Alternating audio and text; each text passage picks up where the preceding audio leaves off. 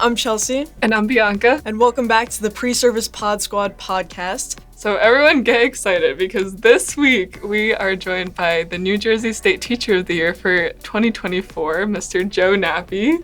Did you guys say hi? Hey, thank you so much for having me on the show. I appreciate it. Of course. We were so happy that you were here, and we're hopeful that our listeners are excited to hear from you today too. But for anyone who's unfamiliar with Joe, he's currently a social studies teacher at Monmouth Regional High School, and we're going to talk a little bit about his experiences in teaching today and your journey to becoming an educator, and just hear what advice you have for us as pre-service educators. So. Absolutely. I'm excited to be here, excited to tell my story. So. Perfect. Great. So just to kind of start it off, we want to get to know a little bit more about you and your background. So if you could just tell us how you became an educator, and was there a specific experience or person that guided you into the profession? Sure. So my journey into education is an unlikely one, to say the least, in that I greatly dislike school, at least from 7th grade on. Prior to 7th grade, I was like an honor student, top of my class, all that sort of stuff. My mom bought me an Oxford t-shirt. She had high dreams of me going across the pond and, studying over there. I'm hoping on a full scholarship. But puberty hit me hard in a lot of ways. One of which was, I know now that I had undiagnosed ADHD. And part of the reason that I went undiagnosed for so long was because I was kind of a high flyer. So there was no academic reason to test me. But as I got into 7th and 8th grade year, I started to have more battles with anxiety and depression, and those underlying conditions were now becoming more overwhelming in my life. So I really started detaching from school, and there's a lot there. I mean, we could really probably do an entire podcast on my past, but I'll spare you a lot of those gory details. But there were a lot of things going on in my family life. There were a lot of things that were going on that pushed me away from school and away from education. And by the end of my 8th grade year, I was not allowed to graduate. I wasn't allowed to participate in graduation. My mom tried to put me in Catholic school so that the nuns could beat me back into shape. But I was, did not go so well. I was booted out of there before the end of Thanksgiving. I briefly had a stint at Monmouth Regional High School, where I teach at now, but that was a very tumultuous point in my life. So my mom had put me in this program where essentially they tried to set some guidelines for me. I often explain this as kind of like being on probation, in that we had a family counselor that set rules for us. And I very quickly violated those rules. And the terms of me violating those rules were that I was sent to live in a group home for a little while. And my dad won custody of me. I went to Bayonne. And by the time I got there, my life was kind of falling apart from the inside. So I often tell this story for young teachers, because I think it's important to understand that you probably wouldn't have expected that from the fact that I'm sitting here having this conversation with you today. And I really like to emphasize that there's no bad kids, right? Oftentimes we hear this this kid's a bad kid, and I'm sure that was said about me, and I've heard it said about other students. They're just kids who are going through bad experiences in their life. And that's what was happening for me during that period of time. When I went to college, I was going to be a computer science major. So at the end of my high school career did not go well. I was not allowed to graduate. I was caught my senior year forging doctor's notes, and they told me, it was this uncomfortable conversation because I was passing my classes, but I had missed almost 50 days of school in my senior year. So they decided no prom, no graduation, no senior trip, but you can have your diploma, and they sent me off on my way. And again, at that point, I was kind of content to never go back into education. And I'm kind of scared of who I might be right now if that had been the path that I had gone down. My father moved us out of Bayonne. So we were living up in Bayonne in Hudson County, and moved us down to Ocean County in New Jersey. And he incentivized me to go back to school. He was like, if you go to school, you can have free room and board in my house as long as you enroll in community college. So never being one to miss a free meal, there I go, into community college to be a computer science major and to become rich. That was going to be my dream. And some dreams you never come true, I guess, in that sense. But I'm happy now, which I think is worth more than that. But in Ocean County College, again, I was a computer science major, but for a kid with undiagnosed, untreated ADHD, sitting in a cubicle and staring at a computer screen all day. I think I was sharing with you my experiences at the DOE beforehand, not a great fit for me. So I was miserable, and I love to cook. So I thought I was going to go be a chef, that was going to be my dream out. It was probably more like the student loans that I owed than anything else that brought me back in September. And that was 2001.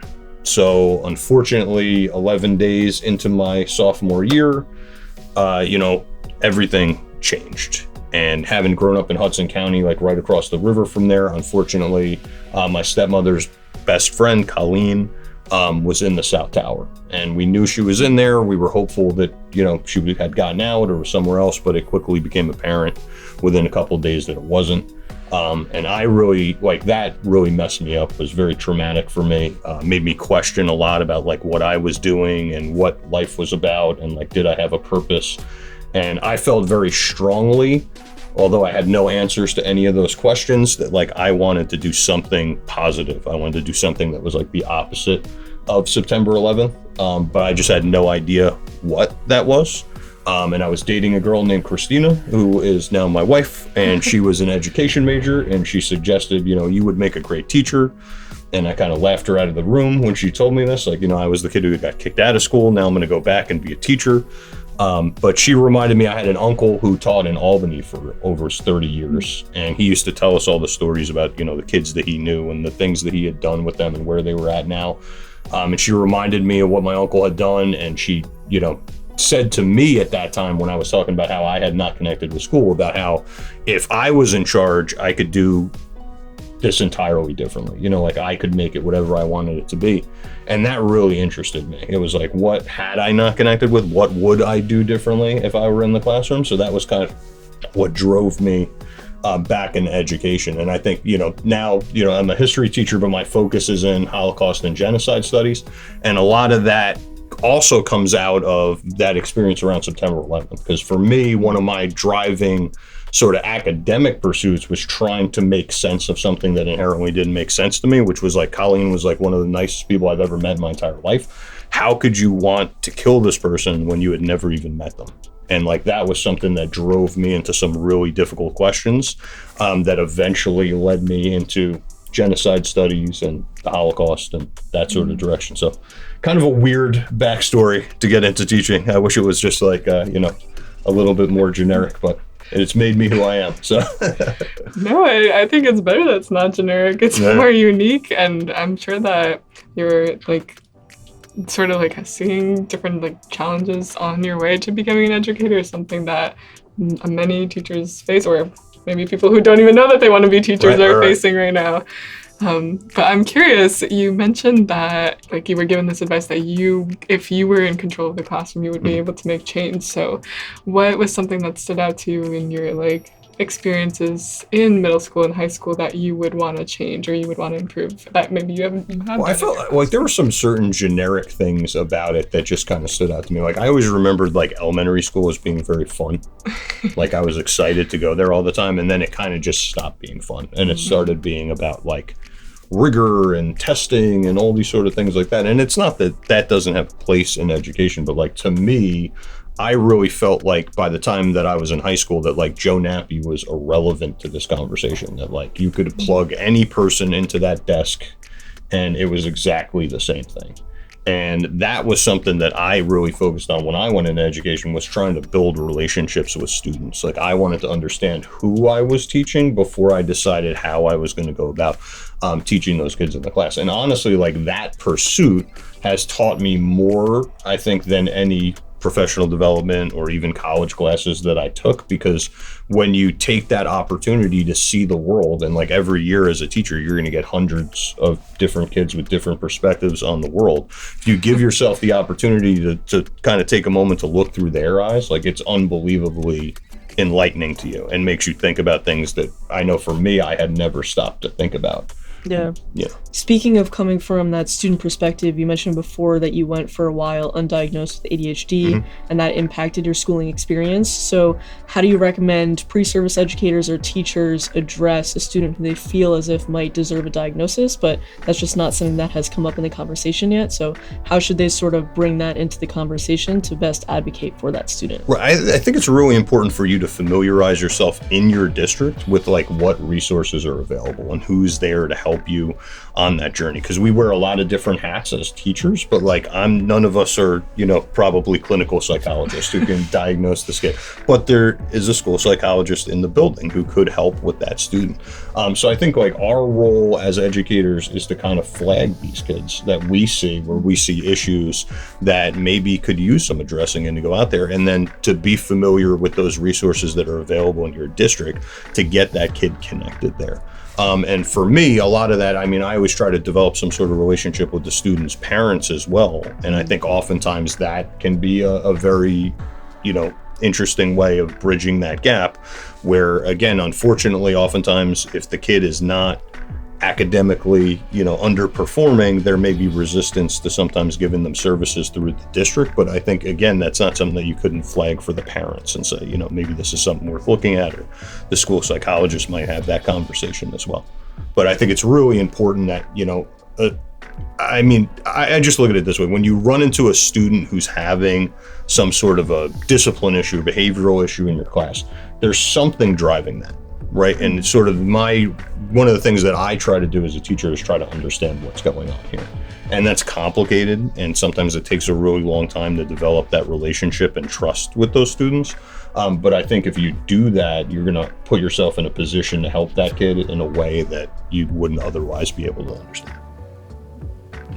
So how do you usually go about building those relationships with students? Because of course, that's something so crucial, like you said, keeping a good relationship with parents and then also your students in your classroom. But what's a way that you do that in your classroom, maybe like in your teaching or at the beginning of class? I should invite you. I'm doing a workshop on this at the Center for Future Educators and at Writer, so you got to pay for admission. No, I'm just kidding.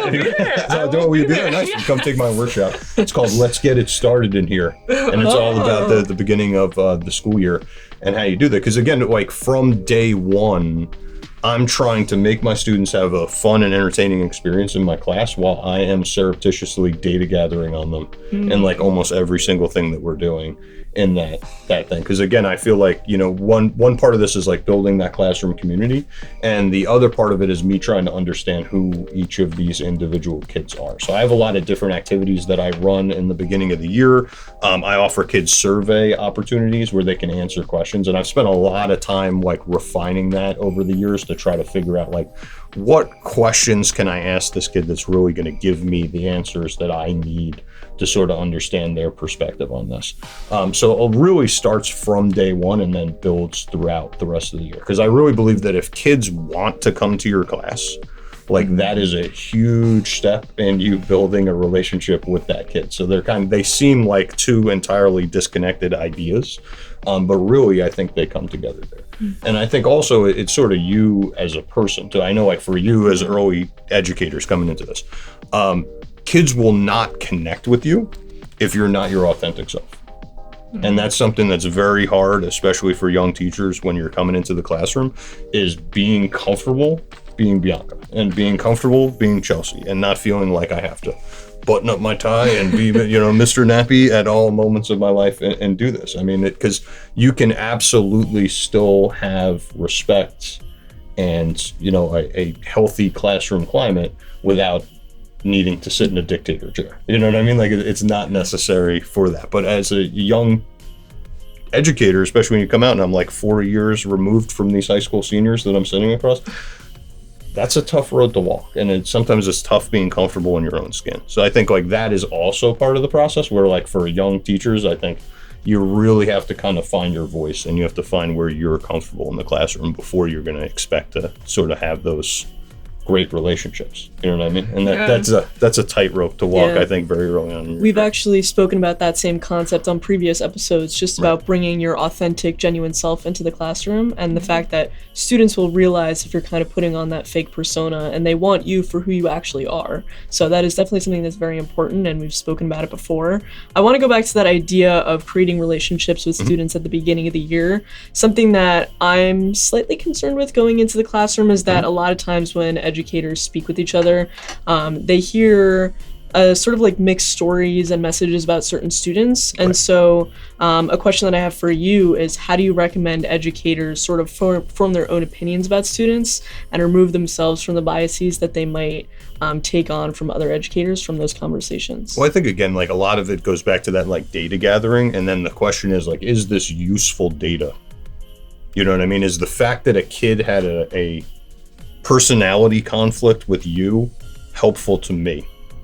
I would say no, probably not. You know what I mean? Because I'm not you and you're not me. So all those things are kind of different. And for me, I always like to say, I mean, again, there's a big process. And I think this is another thing you have to think about is I experience this a lot with people who don't teach, where they're like, I don't know how you do this. How do you go into high school all the time? Like, don't they like eat you alive? It's like your perception of what high school was and what high school actually is. There's a large canyon between those two ideas in your brain. You know what I mean? So it takes some time, I think, for you to sort of recognize that, to understand that, you know, these kids are going to change multiple times their identity between freshman year and senior year. So even that kid who may have been a certain way sophomore year might walk back in junior wearing an entirely different hat and mask as they're trying on sort of those personalities. So to me, I find kind of limited value in that. Now, if you come to me and say, hey, this kid really had a hard time writing essays, okay, that's useful information. Like, that's good for me to know. Or like, this kid had really struggled with getting assignments in on time. That's useful information for me to know. This kid's a jerk. Like, I don't know what to do with that. You know what I mean? Like that's not useful to me.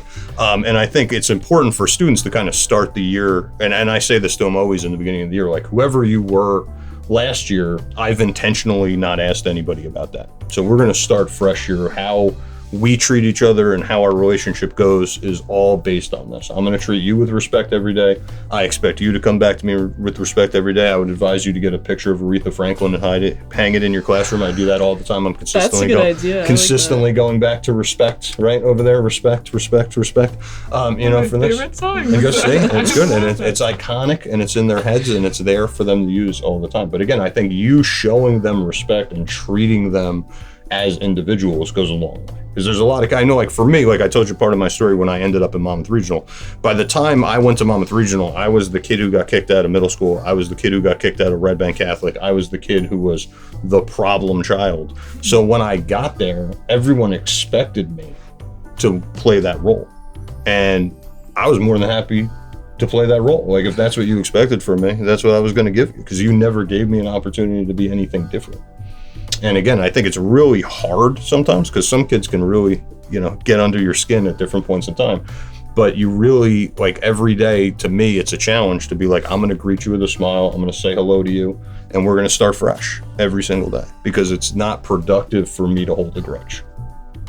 You mentioned how it's important to see students for not just how they're performing academically, but also for how they're coming into your classroom. And so I think a large part of that is their identities too. So I'm wondering, since you are a social studies teacher, I'm wondering how you are sort of able to bring students' identities into the classroom and present different things from a multicultural perspective, or just kind of teach history, but also represent your students in the curriculum. Right. So two parts to that question. One part of that question is, again, kind of goes back to who am I teaching here? So who are these kids?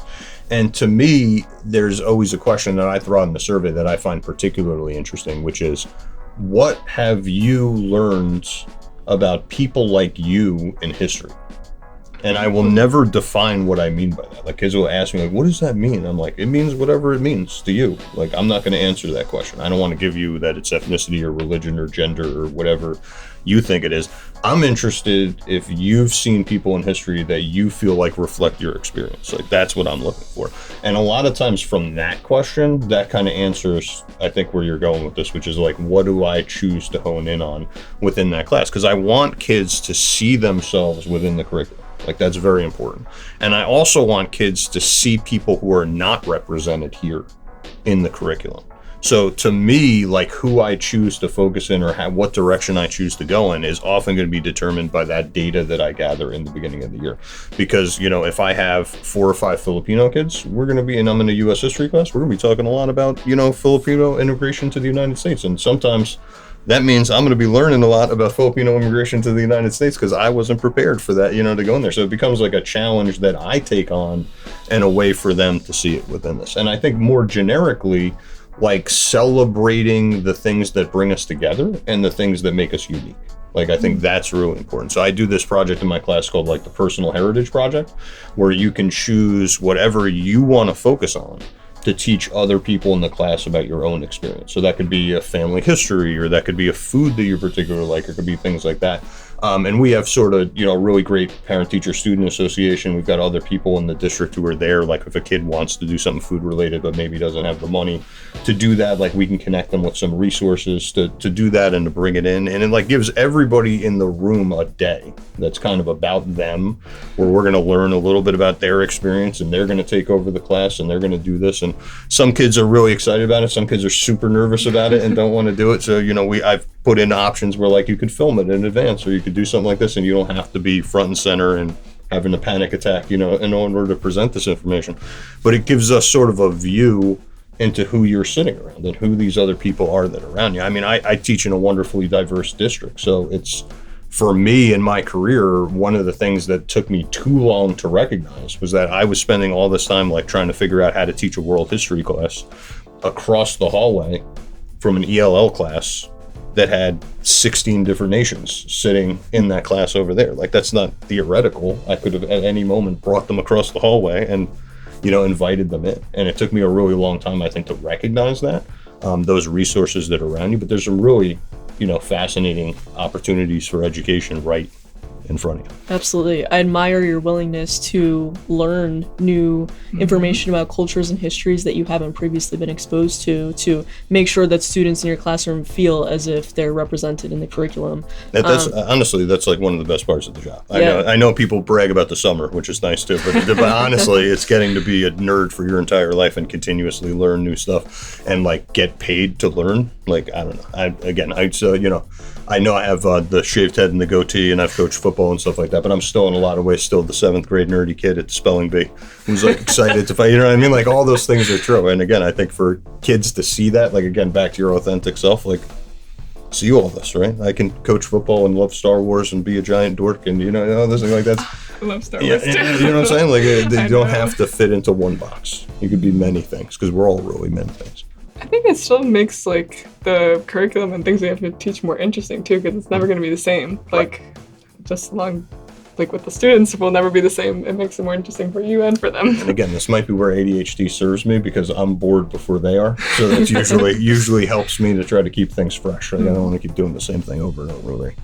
You mentioned the project ideas of students being able to bring in their own culture into the classroom, and that's actually one of the questions that we had, you know, how are students given the opportunity to bring their own history into the classroom? So why do you think it's important for a student to see themselves in the curriculum? I know we mentioned that we try to do it in certain ways. You talked about bringing in food that relates to their culture or exploring a part of their history, but why is that actually important for that student? Well, for me, I kind of look at it as like, what is my role as an educator, right? I mean, this is one of the things when I talk about me getting a diploma, like I give a keynote at a lot of things. I was at an induction last night. And I talk a lot about like, what does it mean when you end your educational career? Like, what does it mean for me to get that high school diploma?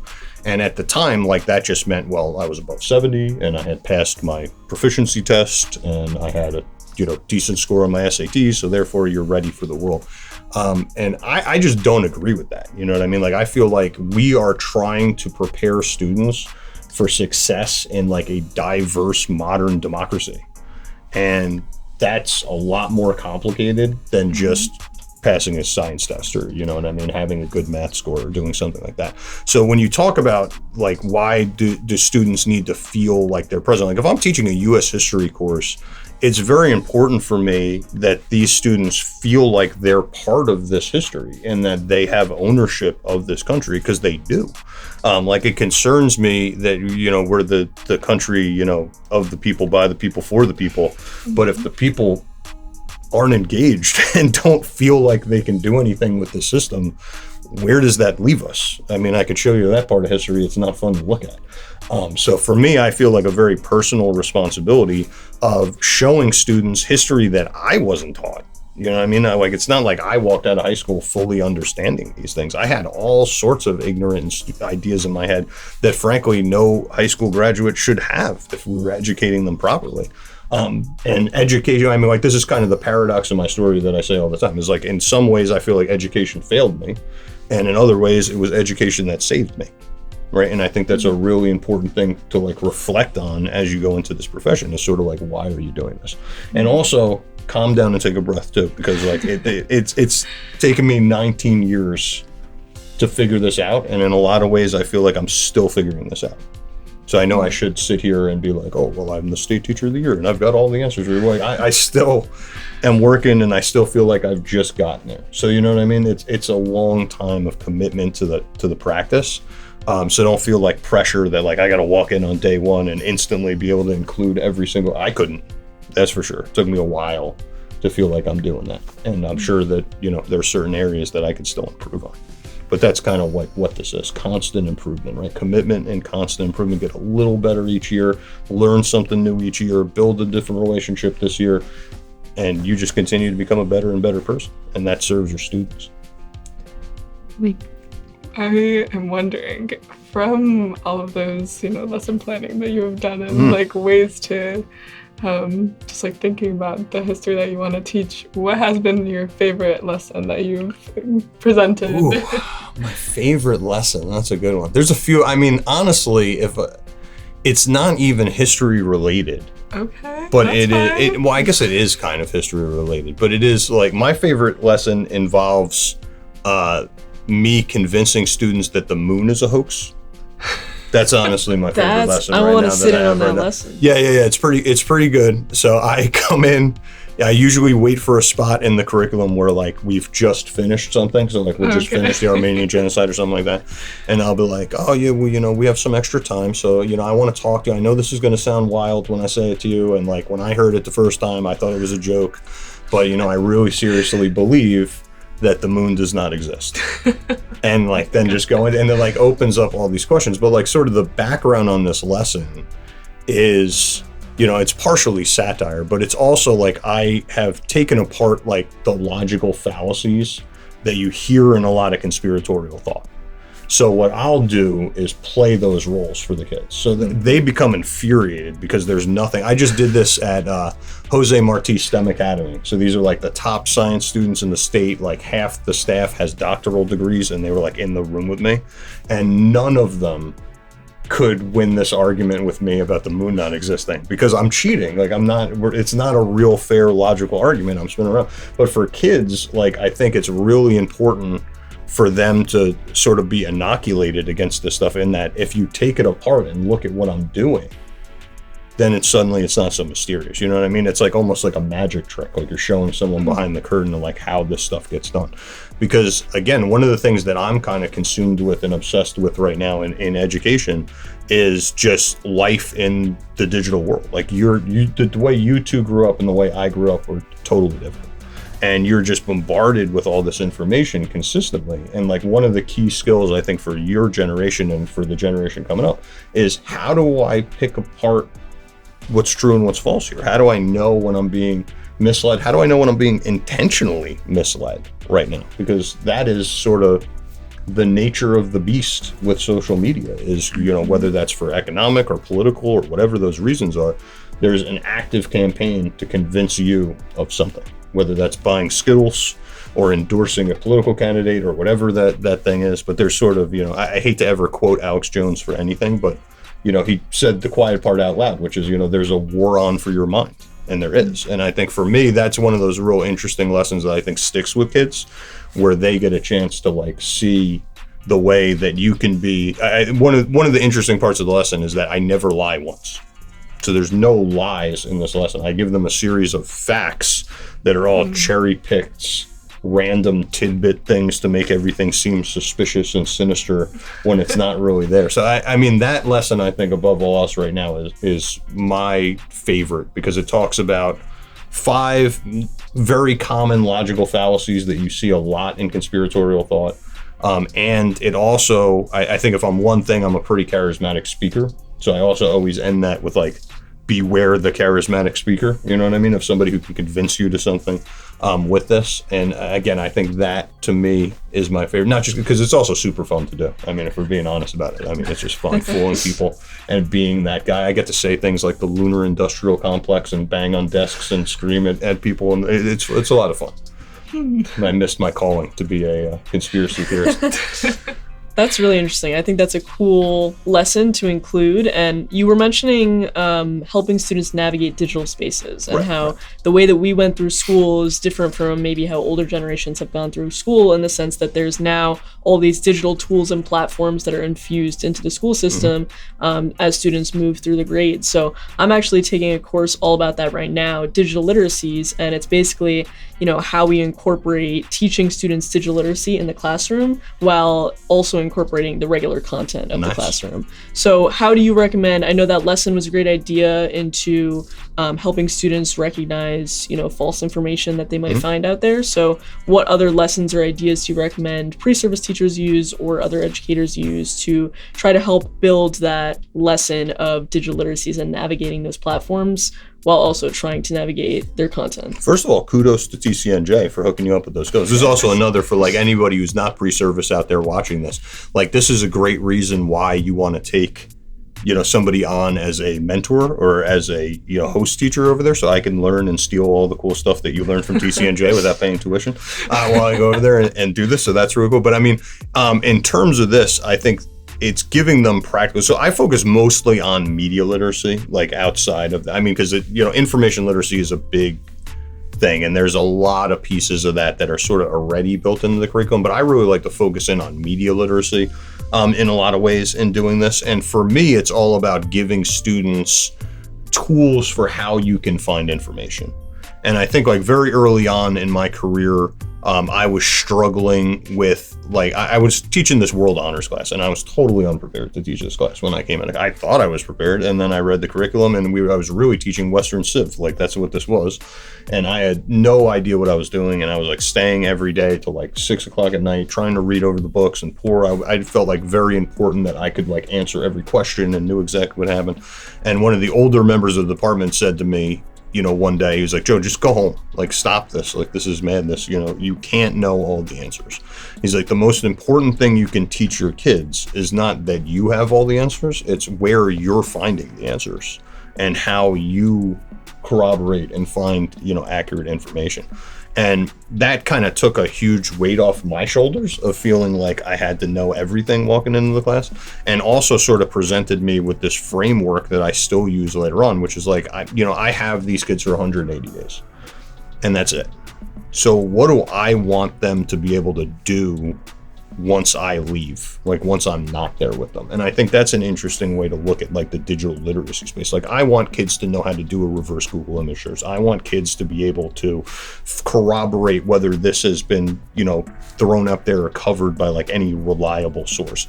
I want students to understand that you're not going to know everything. And that sometimes is the most frustrating part of this.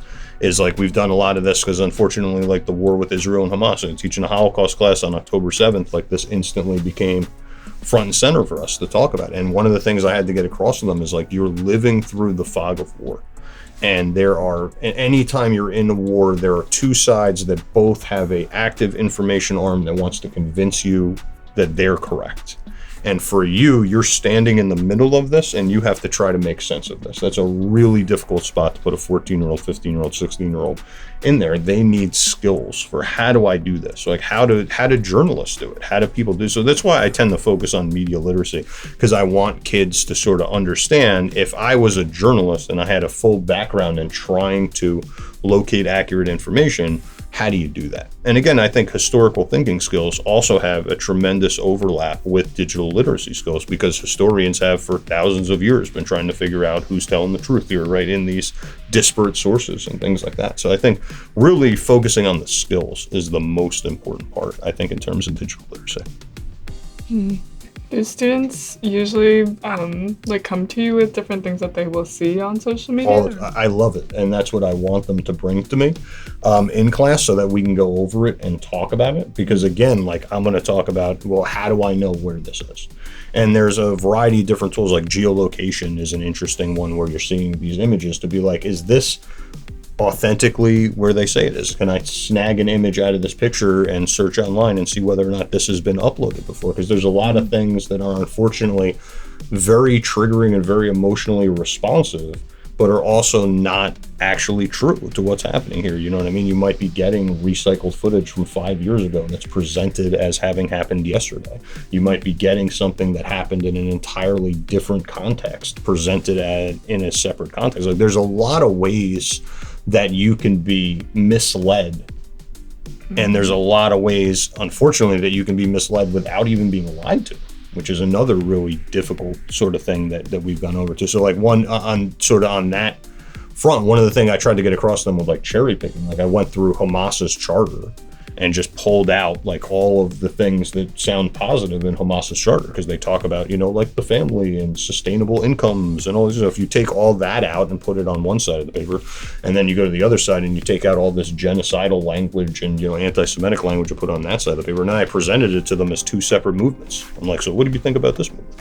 And again, like, there's nothing factually wrong with either of those papers, but if I choose to only highlight one side of the story, you know, you walk away from that entirely misinformed of what this actual organization is. So, I mean, again, I think the real life, the practical ones are the most interesting to my kids, because again, if these skills are going to work, they have to work in real life. You know what I mean? It's no use for me to teach them these skills if I can't apply them in real time when they bring them in. But unfortunately, a lot of those answers are, we don't know.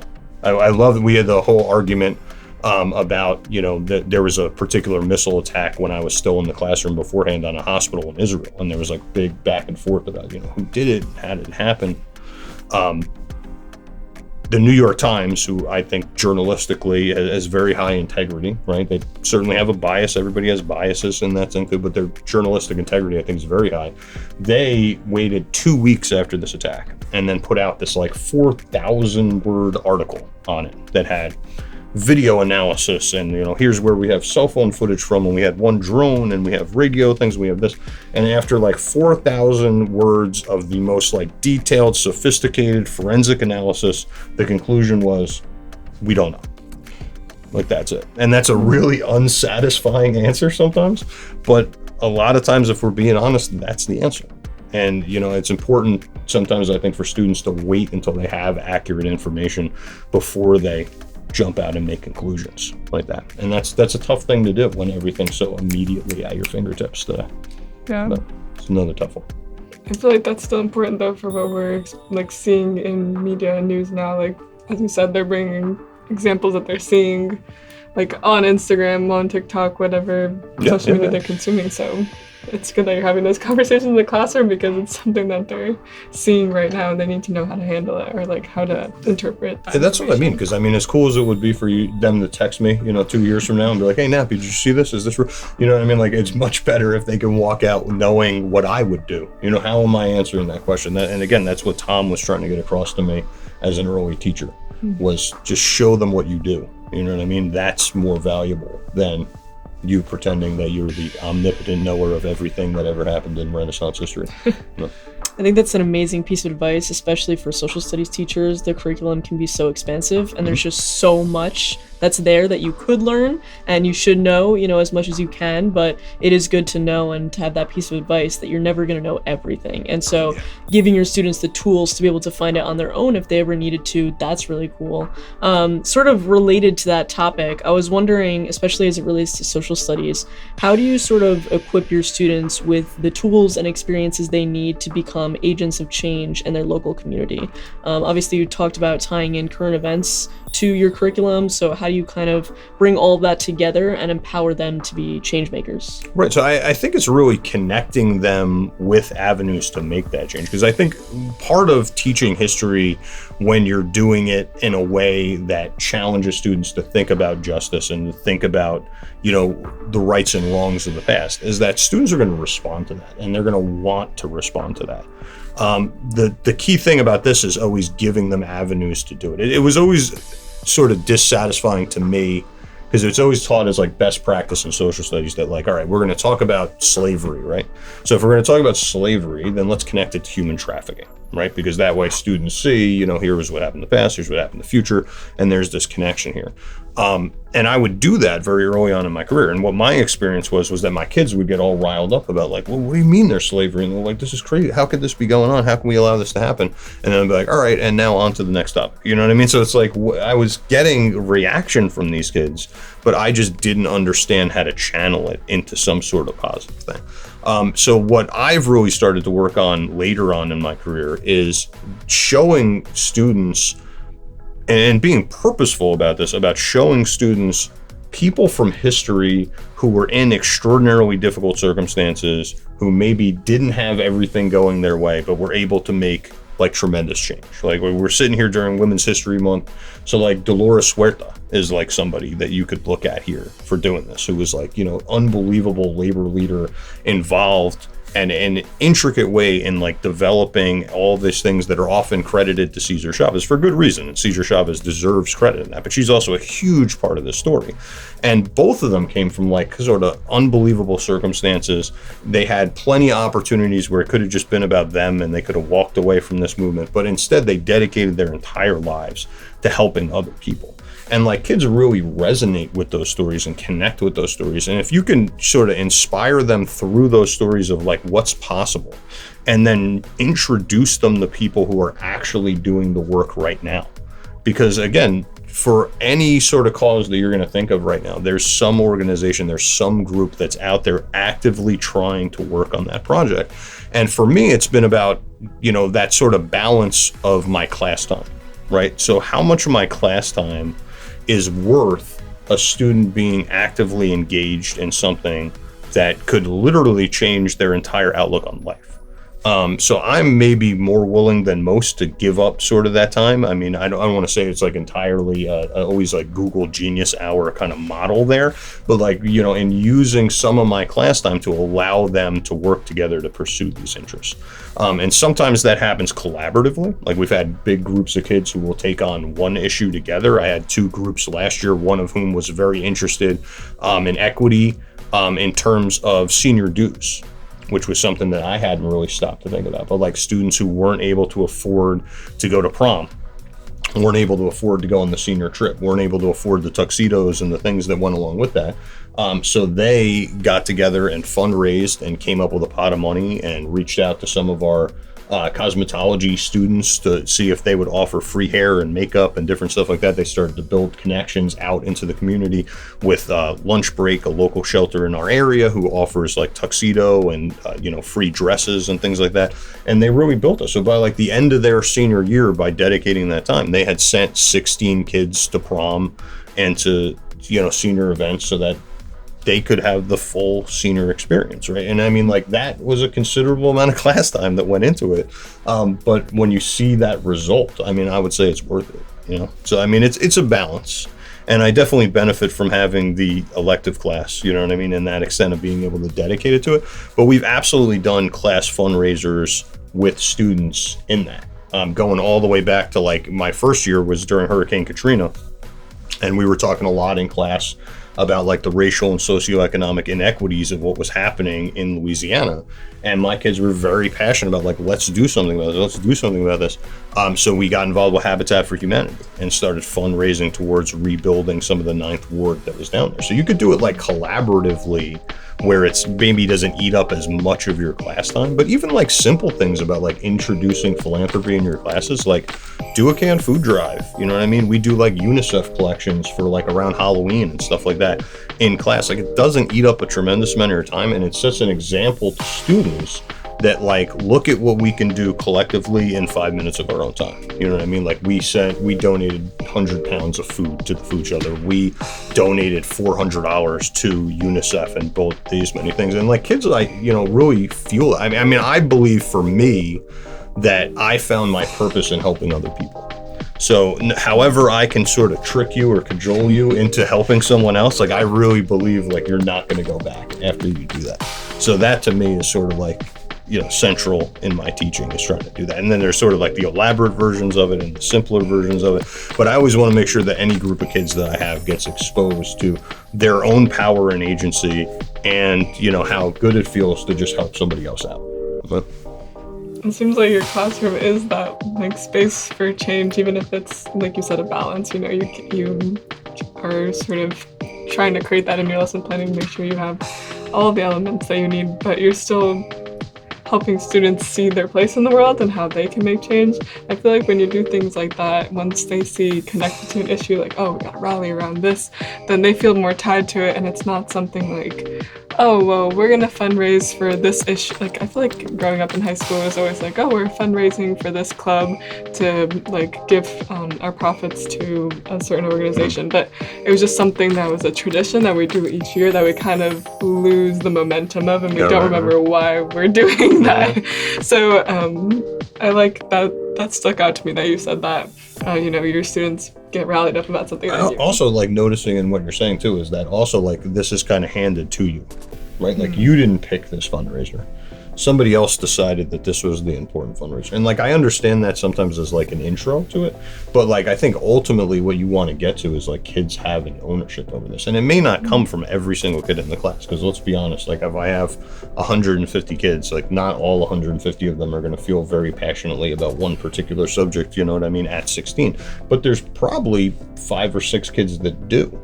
And for them to speak on that issue or to say something about that issue can really be enlightening to their peers. More so, like it's one thing for me to stand up here and make that suggestion, but like it really, if it comes from them, that's where like that long-term growth sort of comes out of, is like them feeling ownership in it. Because at the end of the day, it's not about like what I think are the most pressing issues in the world, because I could certainly lay out the Nappi list of what I see in the world that's out there, but it's like, what do my students see?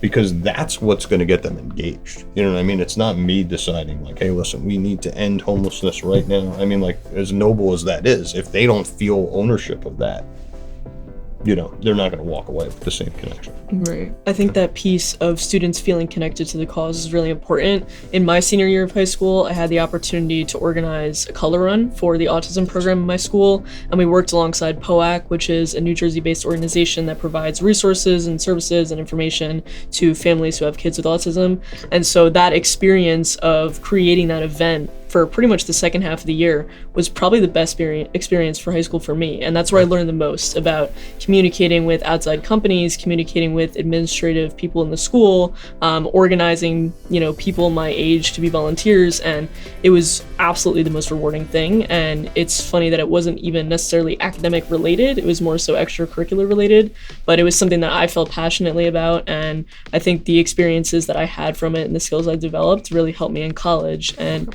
you know, gain leadership roles in college to plan events in college, and it sort of all went hand in hand. So I think that piece of students being able to choose what they want to do and pick something that they're passionate about is really important. Right, it's democracy, right? I mean, like, that's what we're doing here, right? You get them owning this process. Yeah, student-led initiatives are the best. Like, that's, I feel like, a place where students thrive. So I think it's up to teachers to realize that they need more student-led things. Yeah, and I don't know. I hear it so often where it's like, oh, these kids don't care, or they're distracted, or they're like this.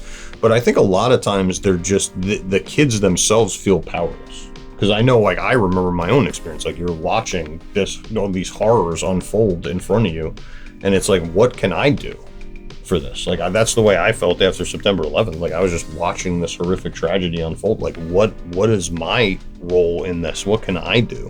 And it wasn't until I decided to actually get involved and try to do something that then I realized, like, it doesn't have to be that way. You know what I mean? Like, you do have the ability to make some positive change here and have an impact and do the things that you're doing. And it doesn't have to be, you know, I always tell kids, you know, just because you can't solve every problem doesn't mean you can't solve any problem. right? And like that's an important step towards progress, because if each one of us, I met one of the joys of my career is getting to meet with all these like Holocaust survivors who have just like such an unbelievable view of the world from their own experience. And like one, Manny Lindenbaum, who lives over there, like his whole sort of concept is that if you're just focusing on what am I doing to help others, like if everybody had that mentality of like trying to help somebody else, then like the net result of everybody just kind of dealing with the problems right in front of them would be like world changing, you know what I mean? And it's like, again, I think we put a lot of pressure on ourselves of like, I need to solve every problem that's out there. Like, no, you don't. Just fix what's around you. Be a problem solver. I think ultimately that's what teachers are really great at, is problem solving, right? You're going to find this out very quickly, right? You are going to solve more problems in a single day than some careers will solve in maybe their entire time that they're running it. Like, it's just bing, bang, boom. And you know, think about it from the perspective of your students and give them that same power. And I think that that's really, you know, an empowering moment for you and your students. I appreciate the point you made about power structures in the classroom. And I think a lot of times teachers sort of create the image that they are the most powerful person in the room and they're the all-knowing and students should just follow what they say, but that's not necessarily the case. So how do you in your classroom give students power and initiative to decide what they're learning, what they're doing? Maybe they have choice over assessment types. What does that sort of look like in your room? Right. So I want them to be able to say things to me too. Like, I think that's really important. Because again, like what you were describing, like you just think about how unhealthy that is for a kid to walk out into the world and believe that one person knows everything. Like, that is a wild thing to leave a kid with, that impression, to go out there in the world. Because again, it's sort of that unfortunate thing. If they believe that about you, then they'll believe that about somebody else. And like, you know, maybe somebody else doesn't have the intention of teaching them math in 7th grade. You know what I mean? Like, that's a really scary viewpoint to leave kids with. So I would definitely caution you away from that. And again, I think part of that is being comfortable in yourself and understanding that like you can have structure in your room. You can have expectations in your room for your students. You cannot tolerate unsafe behaviors or, you know, disrespectful behaviors in your room and not have to raise your voice. Like, I think I could count on one hand the amount of times in my career that I've actually had to like yell at students in a classroom. And that was all because there was like an imminent safety, you know, something where somebody was going to get hurt, right, where that actually came up in the class. So again, it does kind of go back to building those relationships when you talk about this. And it talks about, you know, again, giving your students avenues for feedback is really important to me too. I mean, this is something where like, you know, not to fully endorse Google Classroom, but like Google Classroom gives me a great opportunity for me to data gather and have conversations with kids that they might be uncomfortable having. Because there are oftentimes like situations that go on in your class where this kid does not feel comfortable raising their hand or coming to you about it. But you have to build in avenues for those kids to connect with you and like to be able to share that like, hey, I'm in the back of the room and I'm really uncomfortable next to this student because some, you know, X, Y, and Z happened. Where it's like, it takes 3 seconds for me to move that kid's seat and now everybody's comfortable in the room and we can get back to, you know, having a productive conversation. So I think avenues for that are really good. And again, I think student choice to me is paramount. Like, I always want them to have opportunities in what they're doing. I mean, I'm a big UBD guy. I'm a like, let's start at the end and figure out how we're going to get back from there. And again, there's a lot of different ways to get to the end. It doesn't always have to be, you know, multiple choice tests, you know what I mean, to get to that end. So I think giving them opportunities that speak to their strengths, that do that to them, are really interesting. I mean, because you have kids, like I've had kids in the past who've done me, like they'll pitch to me, you know, well, instead of doing that project, what if I did an entire animation on this? And I'm like, do it, just go. Or I want to see what this will look, you know what I mean? Like, there's that fun of experimentation in your class where you're like, all right, if this kid's going to demonstrate to me that they understand this concept and that they've met the standard, I get a cool animation out of the deal too. You know what I mean? It's not all bad. I mean, I think like flexibility in that is really important. So I always try to build in some student choice, especially on assessments. And when we do projects, I try to let them work together in the class, picking groups for them and sometimes letting them pick groups for themselves at some point in time. And again, sort of having that connection.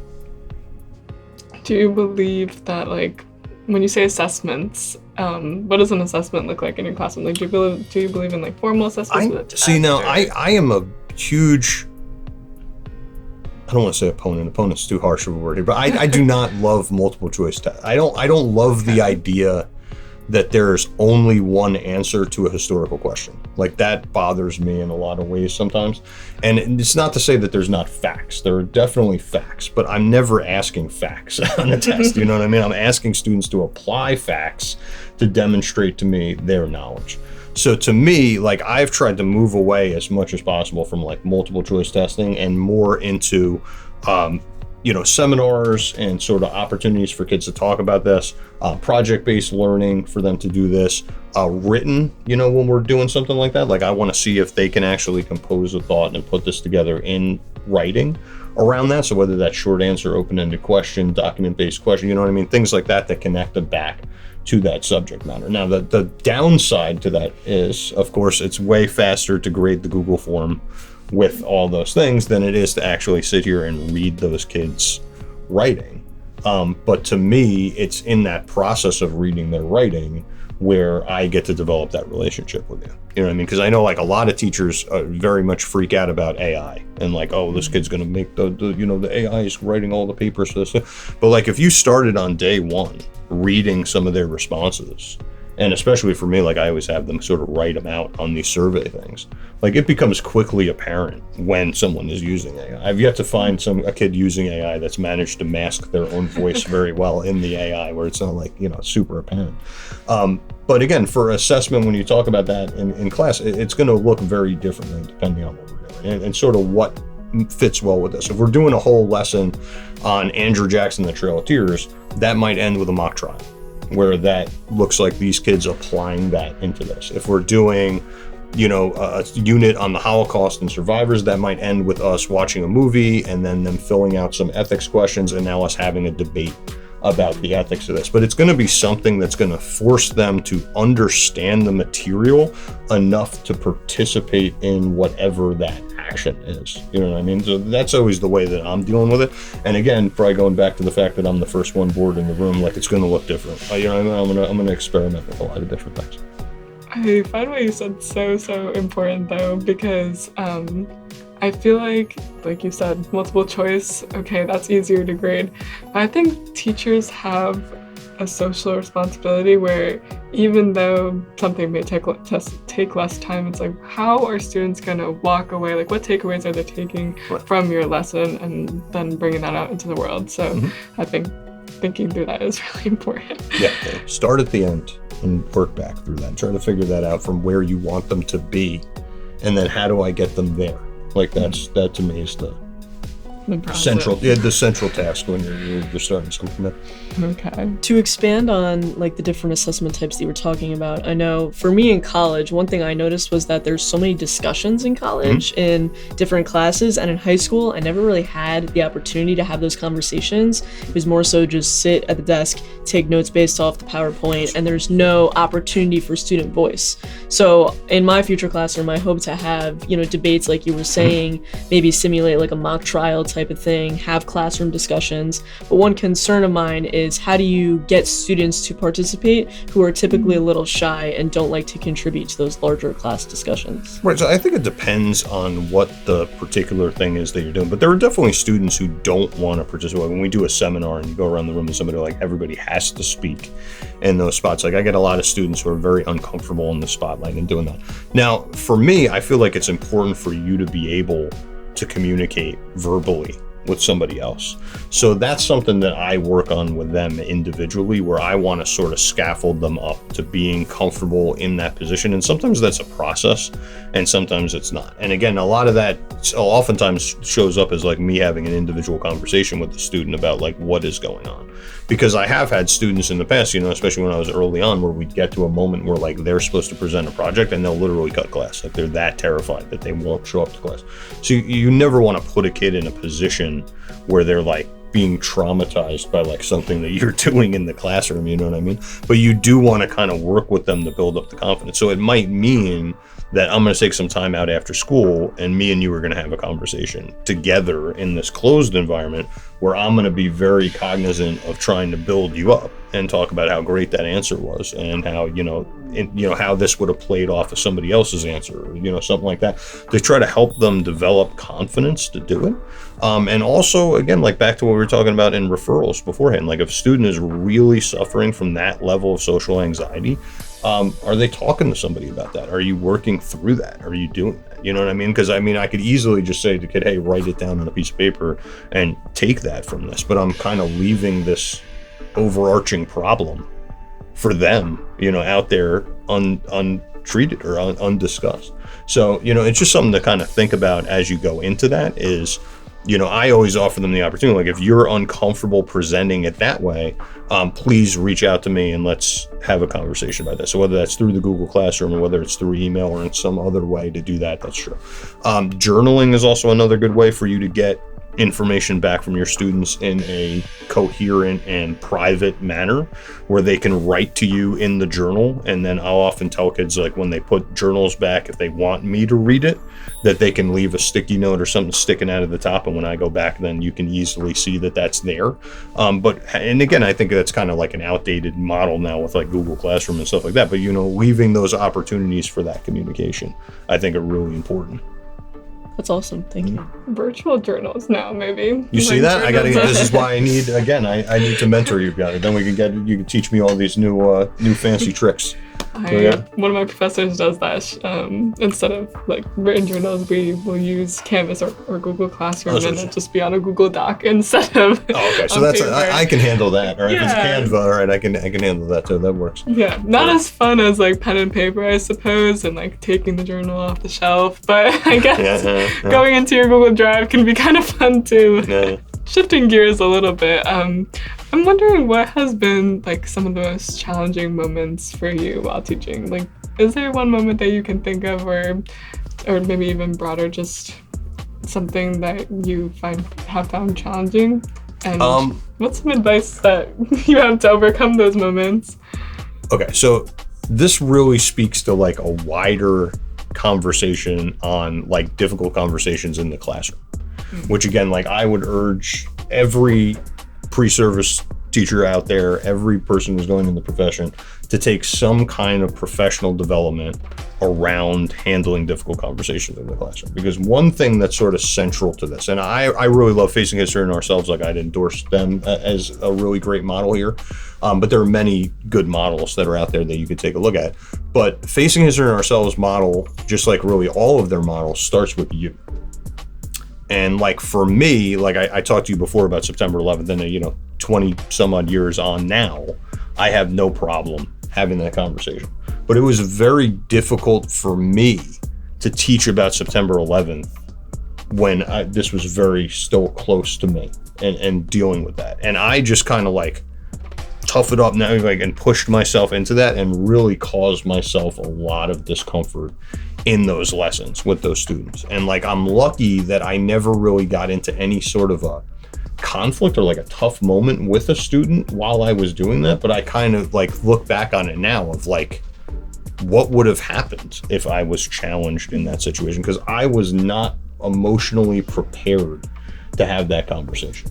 And I think that's something that I've gotten better at now in my career, is like when I walk in, and especially like sometimes after school shootings or things like that have happened where like kids want to talk about it, where I have to be honest with the kids and just say like, guys, listen, we're gonna get there, but like I just can't today. Like I just cannot do this. So why don't we take 5 minutes and let's journal about it and jot down your thoughts and write those out. And I just need some time to process before we go into it. Because I think, again, whenever you're dealing with these difficult conversations, you have to first know where you're at and that you're comfortable having those conversations. So I think that's one thing that's really important when you're talking about dealing with that, is understanding that it's okay to not be okay. And it's okay to express that to your students.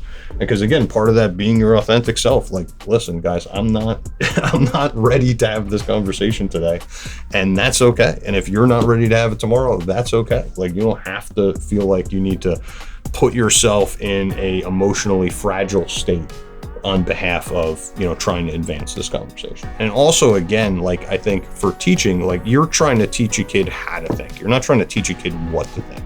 And if you're too personally connected to this subject matter, you're probably not aware of your own biases in going into that subject. And that's another really dangerous thing, to walk into the classroom where you're like discovering how you feel about something in real time with kids. Like, you really need to think that out, and you really need to understand where you're at, so that I'm not presenting my side of the story to these kids. I'm presenting an objective look at the story and allowing them space to make decisions.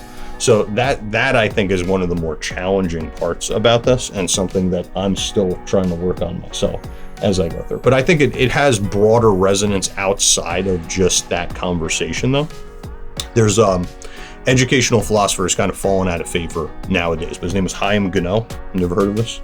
That's why I would give you $5 for him if you had heard of it. Most people have never heard of him. But he has like a really excellent quote where he talks about how he's come to this uncomfortable conclusion that he controls the weather in this classroom, and that it's his very mood that sets the climate, and that it's his response at any moment that can choose to humanize or dehumanize one of his students, to escalate or de-escalate a situation. And again, I think sort of that to me really resonates, because I think if there's one thing that's true about teaching, it's that you absolutely set the weather. If you walk in a bad mood, and the kids are going to feel that because they're connected to you in the room. So that is a lot. It's an interesting thing to reflect on, because I think, again, you have to kind of put yourself first. And this is a profession that is all about putting somebody else first, right? Like, that's what we do. So one thing that's been really hard for me to come to terms with in my career is that maybe I got to do something for myself right now, and just step away from this and take care of me, so I can walk back in on Tuesday and be the sunshine that my children need, in their lives when they come into this. Like, that's a tough thing to kind of to wrap your mind around and to think about. But it's something that I hope I'm getting better as my career goes on. I think that's such a great piece of advice, though, because I feel like sometimes you try to get so much packed into a lesson. It's like go, go, go all the time. But like you said, it's okay to say, hey, I just need a break. Well, let's do this right now. And your kids need a break too. Now it's SEL, right? You got your social emotional learning. We're going to have a nice SEL break. We're building brain breaks in. We've got some time for them to relax and get to talk to each other and do that. Because it's, again, it is a weird time that we live in now, where it's like school is one of the few spaces where kids are like required to be off their phone and like communicating in a sort of group setting. Like, it just isn't happening in a lot of places anymore. So, you got to build some time for that too, I think, in there. We've talked a lot in past episodes about taking care of yourself as an educator and sharing self-care practices with your students. And so I think that's a really important message, that there's so much that goes on in the world in current events. And especially as a social studies teacher, students might want to come in the next day and talk about it. But if you're not ready to have that conversation, you shouldn't. And it doesn't mean that it won't happen ever. It just means that you might need a few days to process, think about what that discussion might look like, and then take that on with your students. So that is really important. Just to kind of speak to like connecting with your students a little bit more as our sort of wrap-up question for today, we wanted to ask what lessons you have learned from your students, because you mentioned before that being an educator is sort of a lifelong journey of learning, and so you're teaching yourself. We talked about like new historical cultures and backgrounds that you've educated yourself on, but obviously students bring so much into the classroom themselves. So what have you learned from them in your career? Again, we could take another 3 hours on this one in between this stuff. So it's like, it's different every single year. Like, something sticks out to me. There's like one interesting story from last year that really still resonates with me. Like, I had a student who did a project. Well, their personal heritage project was about their family and growing up in our town. And he had a very familiar last name. I've had many students who had that same last name. I know that they were the big family in the community. And part of his project was about how he was part Cherokee Native American and who had immigrated here from Georgia right around the same time as the Trail of Tears. And I was like really fascinated by that fact, because I was like, really, you're Cherokee in New Jersey? Like, I've always associated that with like the southern part of the United States. I never really understood the history behind that. And you just from that little tidbit in his class sent me down this rabbit hole of trying to dig out the history behind the BIPOC community in our town. And it's really led to this very interesting history project, and I'm trying to, if this was more of a sabbatical and less of me traveling around other places, this is what I would be working on. But I'm trying to build out the curriculum around US 1, really around the town of Tinton Falls, which has this history that I would have never stumbled upon if I hadn't had that conversation with that kid and I hadn't heard their story in class. Like if I didn't give my microphone to him and let him tell this story, I would have missed all of this incredible learning opportunities for future students that were right in front of my face. And that's just like one of many. Like you were talking about your work with like autism. So we have some students this year who are, on the ASD, and their project, one of the things they're working on for Be the Change is to go out and just talk to teachers about their experience, because all of them are non-classified, but are on the spectrum. And like, what is their experience like in the classroom? Because and again, this is something that they generated where they felt like teachers just didn't understand their experience and what was happening out there. So again, like every year, there's another story like that just like totally flips the way that I understand my community. I understand my students. I understand the way that they go out there. So like any chance that you can give yourself to do that, like take it. You never know what you're going to learn and the way that somebody is going to change your perspective on the world. I do this kind of like hokey thing in the beginning of my year where I talk about like historical perspective, where I hold a book out and like one side of it is orange and one side of it is blue and this side of it is red and this side of it is white, and we just like, what do you see? And it's like we could sit here and just yell at each other all day long, but like that's yellow and that's red and this is blue or whatever it is, or we can try to take ourselves out of our comfort zone and see the world through somebody else's eyes and realize that this book is in fact all of these things from different angles.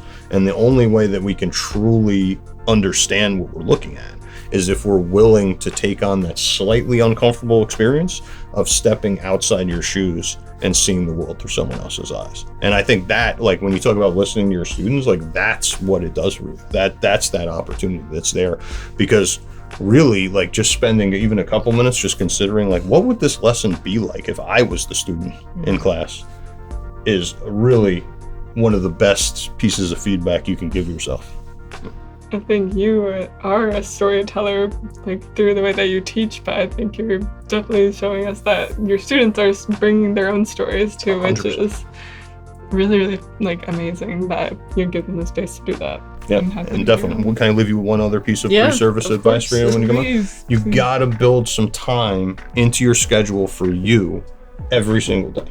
You have to do something self-care for yourself, whether that is exercise or I'm a big weird night walker, so I like to go out and just wander at night. And like, again, I unplug, I don't do anything. I just give myself some time to process, like 20, 30 minutes. Sometimes my daughter will come with me and ruin my processing. But most of the time, we'll go out there and just walk around. But like taking that time for yourself every day, because again, especially in the first few years, it's very stressful when you're doing everything. Like that's part of the job. And eventually it gets easier and easier and easier. Every year becomes a little bit easier and a little bit easier and a little bit easier. But from Jump Street, start with that self-care for yourself. Make sure that you're taking care of yourself that day and make sure you're prioritizing that. Because again, we go back to that setting the weather in the class, like it's really important for you to take care of yourself so that you could be there for your students. So I know it seems contradictory in this profession to put yourself first, but put yourself first at least for a half hour a day or something like that to get yourself situated. I think it'd be especially important to do that like from the beginning, like from day one. Even I know like a lot of teachers going into the profession are sort of trying to manage all this stress of like their first year of teaching, and so starting those routines from the beginning is something that we've talked about in previous episodes, and making sure that it's something you do on a daily basis, like you said. So that's a great piece of advice that you have left us with. Nice. Well, amazing. Thank you so This was so valuable. Like for me, I'm history secondary ed. That's my major. So a lot of what you said is really important to me. High five for that. Thank you. Good job over there. That's good. And I'm sure so much of it, can be pulled into any content area. It's all valuable information. I'm math, and I still think about the ways that history. That's right. You still have a high five for that. That's it. No, but everything that you were saying about, bringing students' identities, and I think that there's so much like place for intersectional content areas. So I'm personally interested in like history and math, and showing students that math is not just numbers, but everything that you said is so insightful. And I'm like beyond glad that we got to talk to you, and I could probably keep talking to you for like 4 more hours from now. Well, you got more podcast episodes. You can invite me back at some point in time. You'll have to come back. That sounds good. Sounds good to me. All right. Well, thank you so much for joining us. I appreciate you listening. Please look out for more of these longer length episodes where we're going to have a guest who comes on that speaks about their personal experiences, and look out for our Motivational Monday episodes, which is just shorter episodes with Bianca and I talking about ways that you can take care of yourself, ways that you can motivate yourself for the week, and we'll be setting you up for a great week. That's right. Thank you. Thank you for joining us, and happy Thursday, everyone. We're sending you to the world with good vibes.